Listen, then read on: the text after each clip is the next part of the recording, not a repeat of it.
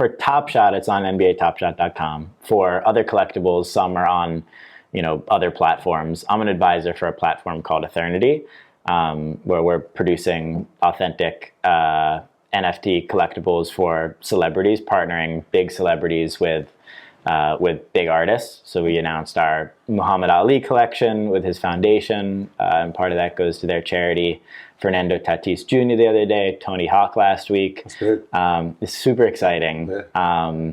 And that's all on, the Eternity platform, whereas, you have other platforms where different things can live on, and you can transfer them from one platform to another if they're decentralized. That's the key differentiator between NFT platforms. Top Shot is centralized. So you can't transfer the Top Shot Correct. from one place, take it off to another place. Correct. So all right, let's get into this. What is an NFT? In like a third grade explanation, because Right. I think most people they've heard of it. They know people are making a bunch of money, but they still don't fully understand what an NFT is. Right. So I'll preface this with everything is super new.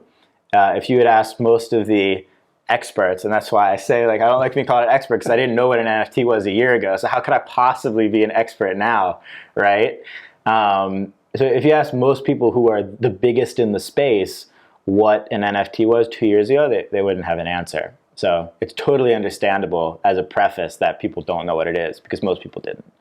An NFT is an acronym for non-fungible token.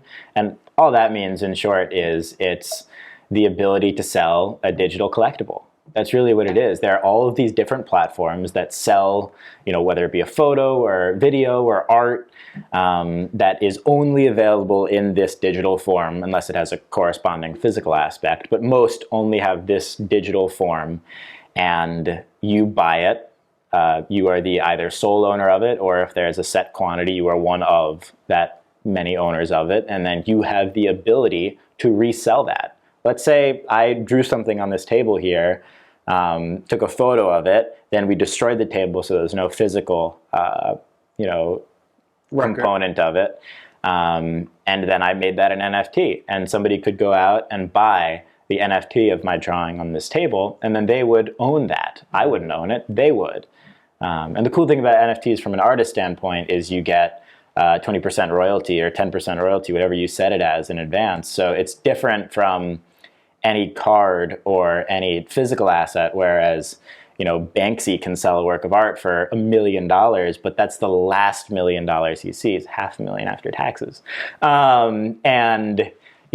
Whereas somebody could sell an NFT today for $1 million, he could sell that same artwork for $1 million, and then it gets sold for $2 million, but he gets $400,000 of that because he had a 20% royalty on it. Mm-hmm. And it's tracked all within blockchain, and it's passive because you're not doing anything. So can we go back for 2 seconds? Yeah. Because when you said that centralized, like Top Shot, if you had your card collection, are some of those NFTs also on the Ethereum network? So I'm thinking, if I have an NFT and I'm putting it on the Ethereum network, now can that live inside my Ethereum wallet? No, so Top Shot runs on something called Dapper, okay. Or their own coin, their own currency. It's not on Ethereum at all. It's crypto though, right? It's their own token. So you have to buy NFTs with cryptocurrency, correct? Most platforms.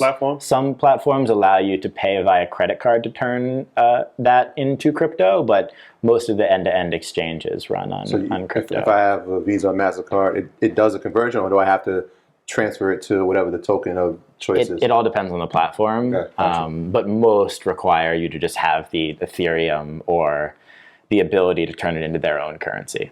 Got it. So Ethereum is a coin of choice for NFTs, right? Yeah, it really has shaped out that way. The utility of Ethereum beats the utility of Bitcoin, right, and Litecoin or whatever, Dogecoin, it beats the utility for a lot of those other tokens. So that has been, and although I will say, Ethereum, it's worth knowing that it is an inflationary token, whereas Bitcoin is not. There are more Ethereum produced to match the natural inflation, mm-hmm. whereas Bitcoin is a set quantity.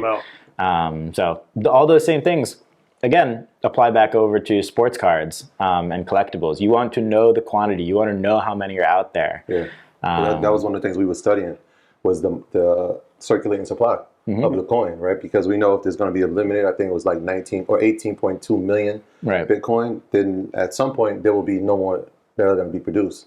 And so when we saw Ethereum, before we even understood, like, okay, that's why they have to keep making coins. It was like, all right, well, what can the value be? Well, the functionality will be determined on how many people build on it. Yeah, so it's just being aware of that. Yeah. Like, there's so many things underneath it, like Chainlink. There are so many incredible things underneath Ethereum, and so many cool platforms built on it that have, thousands of daily exchanges. It's really incredible, and Ethereum 2.0 hasn't even launched yet. It's like,